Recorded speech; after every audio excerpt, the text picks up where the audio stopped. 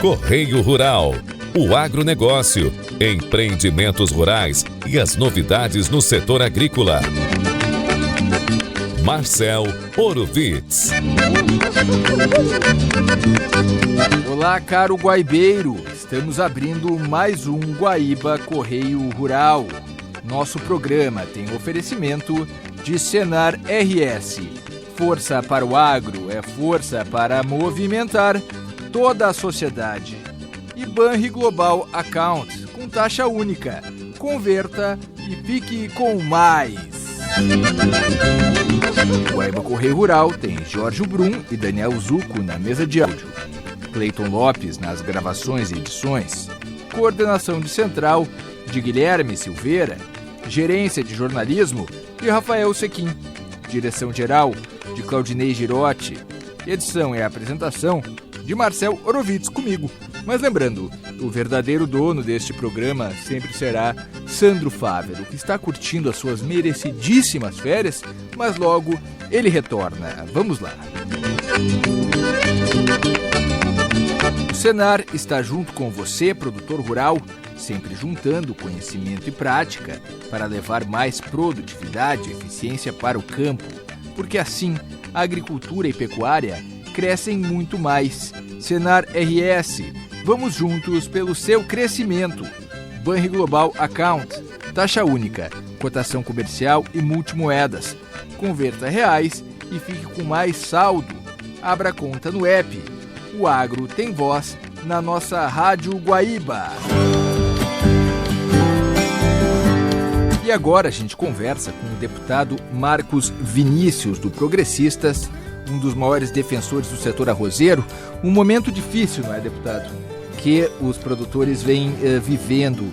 Como tem sido enfrentar, não é, superar estas dificuldades? Bom, mas eu nasci numa cidade produtora de arroz, né? O hospital da cidade que eu nasci, que é o Hospital de Tapes, está a 500 metros de uma lavoura de arroz.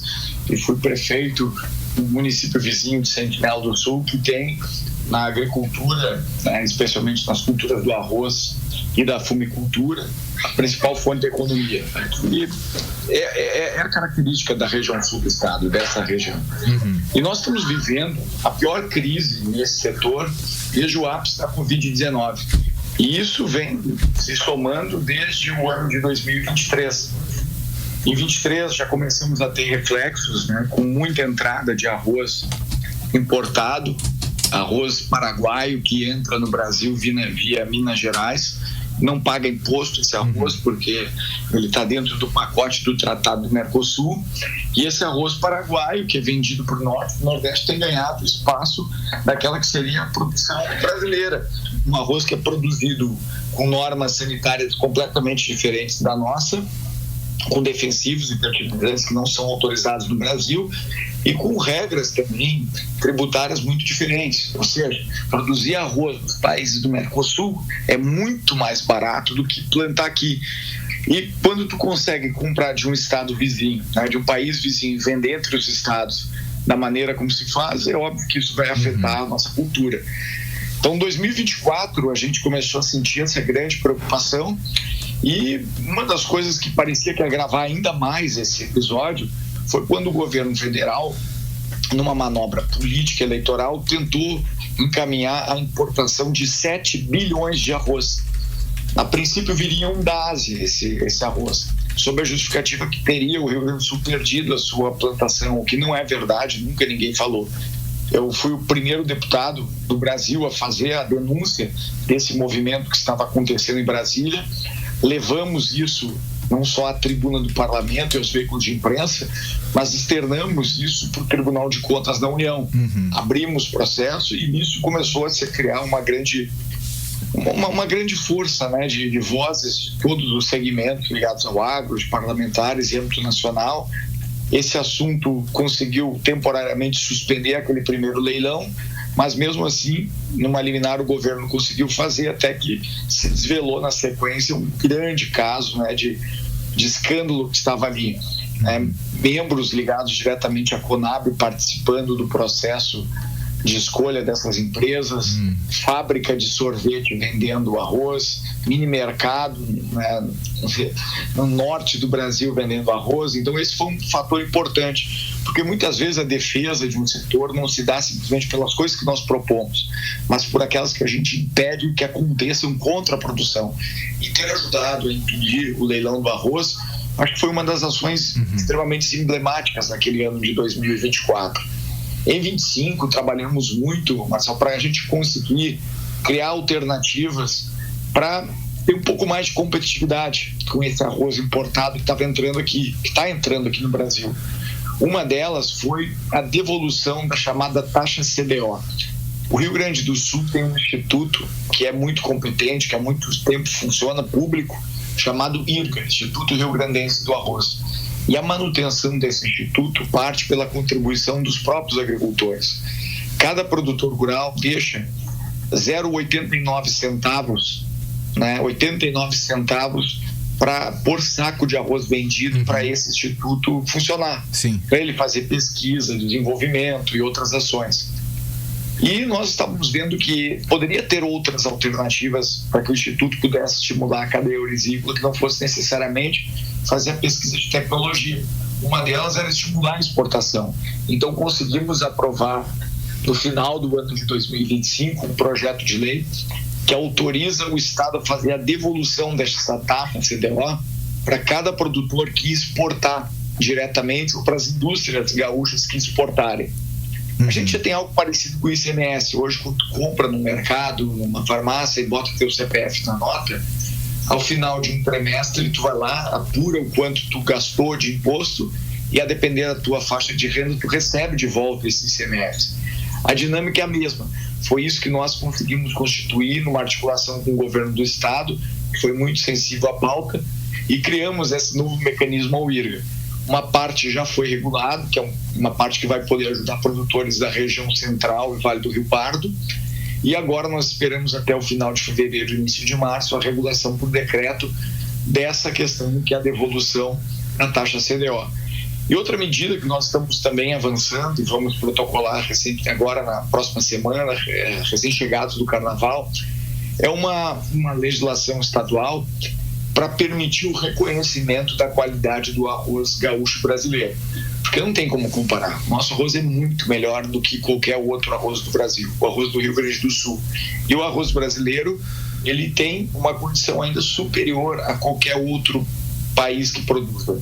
E eu não estou falando isso porque tenho aqui uma paixão por essa atividade agrícola. Falo porque é fato. Nós temos um cuidado ambiental muito expressivo, temos um cuidado técnico da plantação, na colheita. Então nós estamos criando uma ideia de um selo Brasil para permitir de forma voluntária que aquelas indústrias que trabalhem apenas com arroz brasileiro possam estampar isso nas suas embalagens e, através de uma campanha de divulgação, uma campanha de mídia feita pelo governo do estado e feita pelas entidades ligadas ao setor, como a Federarroz, como o Sindarroz, possa também expressar para a população brasileira que o nosso arroz, né, é melhor do que os outros pelas características que tem, e ao chegar no mercado o consumidor consiga identificar aquele que é de origem efetivamente brasileira.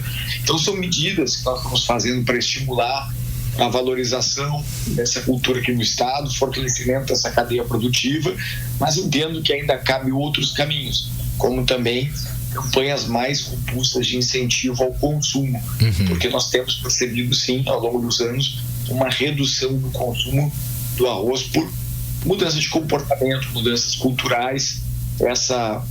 Essas gerações mais jovens aqui, não estou nem falando da geração Z, mas da Z para cima, é uma geração que cozinha menos, que se dedica menos tempo a produzir seus próprios alimentos, tem ainda aquela coisa enraizada, né, de procurar comida pronta, comida industrializada, comida processada.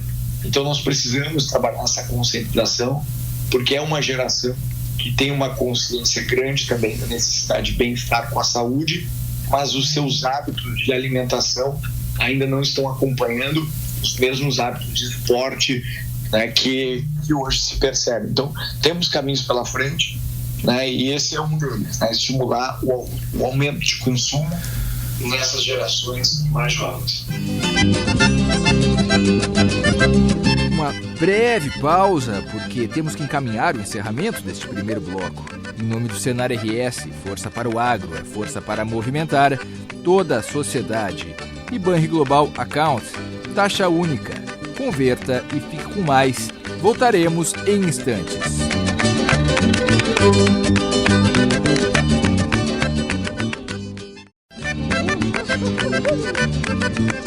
Estamos apresentando Guaíba Correio Rural. Estamos de volta com o segundo bloco do Guaíba Correio Rural. Oferecimento Senar RS. Está junto com você, produtor rural, sempre juntando conhecimento e prática para levar mais produtividade e eficiência para o campo. Porque assim, a agricultura e pecuária crescem muito mais. Senar RS, vamos juntos pelo seu crescimento. Banri Global Account, taxa única, cotação comercial e multimoedas. Converta reais e fique com mais saldo. Abra conta no app. O agro tem voz na nossa Rádio Guaíba. Deputado, esse último ponto que o senhor mencionou, isso aí inclusive fortalece a competitividade internacional. Não é quem são, além, né, o senhor mencionou o Paraguai também, mas no cenário internacional, quem são os principais concorrentes do arroz gaúcho? Bom, a Ásia, né, ela ainda é uma grande produtora de arroz, mas é um arroz de qualidade extremamente diferente da nossa. Até o tipo do grão é completamente diferente. A Ásia, quando eu digo, eu estou falando Tailândia, estou falando Vietnã e outros países. Aquelas indústrias que importam de lá, né, e conseguem importar um produto do outro lado do mundo com um preço menor do que o Brasil, sabem que estão comprando algo inferior. Mas eles estão vendendo basicamente para o sudoeste, né, para o sudeste, para a região sudoeste do Brasil e também para o norte e nordeste. O sudeste e o sul, eles têm um pouco mais de dificuldade de fazer o consumo desse produto. O arroz dos Estados Unidos também, volta e meia, chega no Brasil, né? Geralmente, quando a qualidade lá não atende o consumidor deles, eles mandam para os mercados que eles classificam como pouco exigentes. E o Brasil tem essa característica ainda.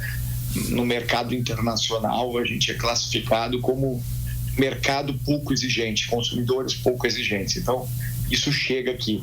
Mas a competição que realmente nos preocupa é a do Mercosul, porque muitos dos produtores do Mercosul usam tecnologias muito parecidas com a nossa de sementes.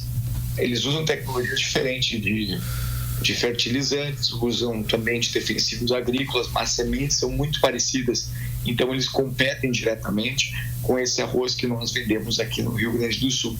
E isso nos preocupa, evidentemente, né? Porque eles vendem esse produto com imposto zero. Que, se um gaúcho quiser vender seu arroz para São Paulo, para Minas Gerais, para o Rio de Janeiro, nós pagamos imposto entre estados. Agora, as indústrias que estão lá em Minas Gerais, elas importam do Paraguai, que é país vizinho, secam, beneficiam aquele arroz ali e vendem para o resto do Brasil com imposto zero. Então, sim, isso é realmente uma coisa que nos preocupa muito. E isso precisa ter uma medida federal. Não há nada que dentro do Estado possa ser feito para regular essa entrada de um produto de um país para outro, e principalmente a venda entre estados, como Minas Gerais tem feito, com imposto zero. Então, acredito eu que agora, na próxima semana, durante o evento que promove a abertura oficial da colheita do arroz, feita, né, pela FederArroz, lá em Capão do Leão, que isso seja tratado como uma questão também prioritária do setor estratégico. A construção de uma medida tributária, alguma questão de taxação, alguma questão que iniba um pouco mais a entrada desses produtos aqui, porque senão realmente não tem sentido produzir mais. O saco de arroz hoje tem um custo entre 65 e 70 reais. O preço de mercado hoje aqui no Rio Grande do Sul, no melhor momento que nós tivemos desde o ano passado para cá, chegou a 55. Então, plantar arroz é um prejuízo para todo mundo que está nessa atividade. E não tem o que fazer, né, Marcelo? Porque as nossas áreas de arroz são áreas específicas para isso. O arroz se planta muito em áreas alagadas. E tu não tem outra cultura que se adapte tão bem a isso. A soja pode até ser adaptada, mas leva anos, né, de tratamento de solo, de correção de curva de nível, lidar com a água é muito realmente complexo. E a produção pecuária, que poderia também ser feita nessas áreas alagadas, é uma produção que leva 2 anos para poder ter resultado prático. Então, ou se planta arroz ou não se planta nada. E os nossos produtores já estão endividados. Então, eles não têm nem como pensar em migrar para outra atividade. O que eles estão fazendo, muitos deles, é reduzir a quantidade de área plantada. Aquele produtor que plantava 100 hectares está plantando 80 esse ano. O outro lá que plantava 200 passou a plantar 150, para tentar fazer com que o prejuízo seja menor, na expectativa ainda, quem sabe, de que todo mundo reduzindo um pouquinho a oferta desse produto no mercado seja menor e assim possa ter uma pequena elevação de preço. Então, é algo muito difícil, é ruim. As entidades falam isso com dor no coração, né? Orientam os seus produtores a diminuir a área plantada. Isso é insano. Então, a gente precisa de uma medida federal nesse sentido, que seja um freio, né, na entrada desse arroz que chega do Paraguai para cá. Deputado, o senhor mencionou a questão do produtor com dívidas, não é? Tinha até outros temas que eu tenho na pauta aqui, mas queria continuar nessa questão do arroz. Primeiro, porque o senhor é um defensor dos arrozeiros, e essa é uma grande oportunidade que a gente tem de explanar o assunto ao ouvinte da Rádio Guaíba. E segundo, porque é um assunto que interessa não apenas ao produtor, mas a todos nós. Nós estamos falando aqui do nosso alimento. Deputado, produtores endividados, como está a questão do crédito hoje em dia no Rio Grande do Sul para esse arrozeiro? Há meios, há acesso facilitado ao crédito, ou ainda existem barreiras aí a serem ultrapassadas, superadas, para que o produtor tenha mais acesso ao crédito, com menos burocracia? Como está a coisa neste sentido? Bom, um dos grandes problemas da questão do acesso ao crédito é a taxa de juros, né? Nós estamos vivendo um momento de Selic a 15%, o subsídio para o crédito ele é insignificante para poder atender essas demandas, mas o que acontece é que os produtores estão há 2 anos plantando com custos muito elevados e vendendo abaixo do preço de mercado. Então, o teu poder aquisitivo tem diminuído. Tem muitos produtores que estão se desfazendo de patrimônio para seguir na atividade. Eu conheço pessoas que venderam terra, que venderam máquinas, que venderam equipamentos para poder plantar essa safra agora. Então, a preocupação de todos é até onde vão ter gordura para queimar, né? Da onde eles vão começar a cortar, onde eles vão começar a se desfazer. Então tem sido muito difícil. Nós tivemos períodos sim, de enchente, tivemos períodos de seca. A cultura do arroz ela não foi tão afetada com isso como foi a cultura da soja, por exemplo, mas o problema é esse, né? É plantar um produto e vender abaixo do preço de mercado por 2 anos seguidos. Isso é insano, é surreal, né? Ninguém vai conseguir suportar, ainda mais, né, tomar crédito, ou seja, pegar empréstimo com juro altíssimo para poder pagar no final da safra. Não tem como. Então, os produtores que hoje eles não têm condição mais de pegar empréstimos, eles não têm, porque alguns estão inadimplentes da safra de 2025 e alguns ainda da safra de 2024. Aqueles que conseguem fazer, eles estão tomando empréstimo para pagar a dívida que contraíram, estão vendendo patrimônio para poder plantar a safra desse ano, para poder, quem sabe, na colheita de 26, né, pagar o empréstimo que tomaram para quitação de dívidas. Então é algo muito maluco que a gente está vivendo, né? São tempos muito difíceis e que não apontam muita solução. Todas essas medidas que nós falamos aqui, da taxa, devolver a taxa CDO, de mostrar para fora que nosso arroz é melhor do que os outros, barrar a entrada do arroz importado que o governo queria fazer para vender inclusive embalagem com propaganda do governo, foram medidas importantes, mas eu vou dizer assim, numa analogia futebolística, né, já que nós vivemos num país que é apaixonado por isso, são medidas de zagueiro, são medidas que evitam o prejuízo maior, né, que evitam que a gente sofra de goleada. mas não é medida de ataque. O setor ainda não está conseguindo marcar gol, não está conseguindo virar esse jogo.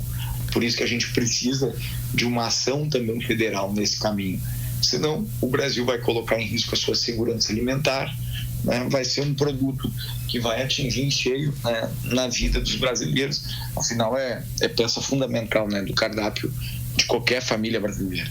O setor ainda está se recuperando das enchentes, não? Foi uma época em que o setor arrozeiro como todo, sofreu prejuízos bastante pesados por conta justamente do alagamento, né, dos campos, porque ali excedeu a cota de chuva necessária e acabou, infelizmente, prejudicando bastante a produção. O senhor vê o caminho de recuperação do setor após as enchentes? O senhor vê como uma constante ou o produtor ainda está buscando formas de se recuperar? Bom, as perdas com enchentes concentraram-se basicamente na região metropolitana de Porto Alegre e no Vale do Rio Pardo. Porque ali foi muito acima do normal. Ali se perdeu não só a produção, mas se perdeu a área fértil. A água arrastou o solo fértil, né? E não tem mais propriedade em alguns lugares. O que tem é uma terra dura, uma argila dura em muitos lugares, pedra, né? E não sobrou nada.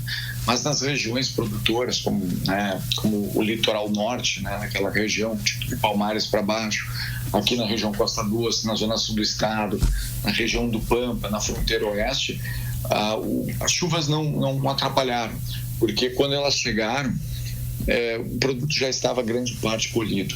Então, a concentração dos prejuízos ainda reside na região metropolitana.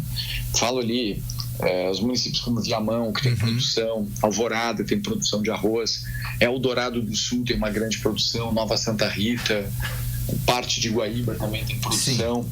E especificamente lá na região central do estado, Vale do Rio Pardo, ali como Candelária, Restinga Seca, esses municípios aí realmente sofreram muito.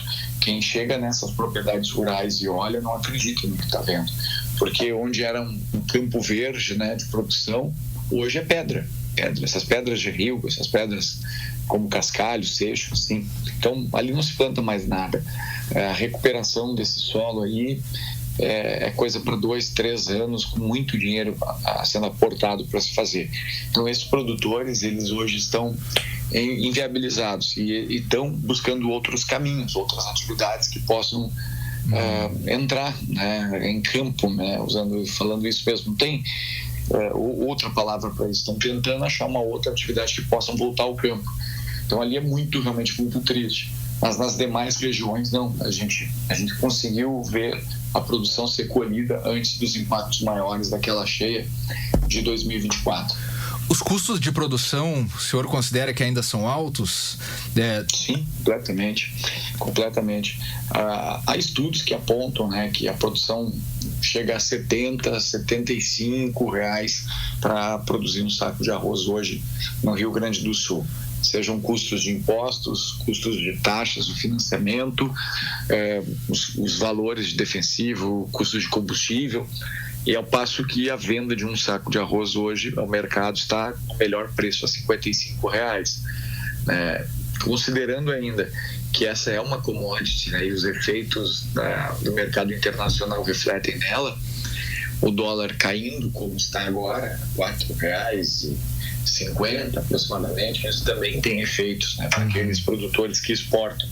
Então é um momento realmente de muita apreensão. Na prática, como nós já falamos, o mais viável hoje, né, se o cidadão é dono de uma indústria de arroz, né, o mais viável para ele poder obter algum lucro hoje é olhar o que está acontecendo fora daqui. Está se vendendo arroz muito mais barato do que no Brasil, com custo de produção muito menor. O nosso custo de produção está em torno de 70, 75, e há quem diga que produzir arroz no Paraguai te permita chegar a menos de R$40 o saco. Então é uma coisa realmente completamente absurda para se enfrentar. Mas é isso, o ano começa com esse sinal de crise nessa lavoura, mas a gente vai lutar muito, né? Porque a gente não pode admitir que algo tão importante, que é um dos símbolos do Rio Grande do Sul, esteja, né, fadado a essa condição durante todo o 26. Semana que vem vai ser um momento de debates muito importantes lá em Capão do Leão, durante a abertura da colheita, e a gente espera intensificar esse debate e encontrar soluções. Estamos contando, inclusive, com representantes do Ministério da Agricultura, da própria Conab aqui também, para que a gente possa dialogar. Os leilões de opção da Conab foram feitos, ajudaram relativamente, mas são insuficientes para poder fazer frente, principalmente essa concorrência desleal que nós temos do Mercosul. O senhor se considera o principal defensor dos arrozeiros na Assembleia Gaúcha, deputado, ou há outros colegas que o senhor destacaria desta bandeira do arroz? Não sei, é difícil de poder falar, né, para si mesmo disso, mas essa é uma das principais bandeiras do meu mandato. A defesa da agricultura é uma das ações do nosso mandato, assim como do empreendedorismo. Mas nós temos grandes colegas também que têm atuado nesse sentido. Destaco aqui deputados, né, do meu partido, como o deputado Frederico Antunes, que tem uma história de atuação, o deputado Hernani Polo, que também tem um trabalho importante, foi secretário da Agricultura do nosso estado. Além disso, em outras bancadas, como o MDB, tem o Luciano Silveira, que é um grande também deputado batalhador por esse tema. No PDT temos o Thiago Cadó. Temos muitos deputados interessados nessa pauta. Então, é a força de todos que pode nos ajudar aqui no estado. Essa construção que nós tivemos em 2025 para esse projeto de devolução da taxa CDO, que vai permitir que cada produtor, né, fique com o dinheiro que é seu, na sua mão, né, foi fruto desse trabalho coletivo que nós fizemos junto com as entidades. E aí eu destaco aqui a Federarroz, o Sindarroz e a FEArroz, que é a Federação das Cooperativas Orizícolas do Estado. Então, é um trabalho feito a muitas mãos. Nós hoje assumimos um papel de destaque nesse sentido, porque presido a frente parlamentar em defesa do setor do arroz na Assembleia, e é algo que a gente coloca todo mês na nossa pauta de ação. Alguma ação nós temos voltada a esse setor. Deputado, o senhor também, quem está agora sintonizando em 101.3 FM, conversamos com o deputado estadual Marcos Vinícius de Almeida, Progressistas. Deputado, o senhor também tem atuado em defesa da fumicultura. Como funciona essa articulação política em torno deste setor, que também é um pilar da nossa economia? Bom, essa é uma das commodities agrícolas mais discriminadas, né, em todo o Brasil. O Rio Grande do Sul é o maior produtor de tabaco do Brasil. E o Brasil é o segundo maior produtor de tabaco no mundo. Isso pouco se fala, né? Nós somos o maior exportador global dessa commodity agrícola. O setor do tabaco implica em 18 bilhões de reais entrando no Rio Grande do Sul, no Brasil, né, todos os anos. Até para que o ouvinte tenha noção, só tem uma atividade agrícola aqui no nosso estado que movimente mais dinheiro do que a fumicultura, que é a cultura da soja.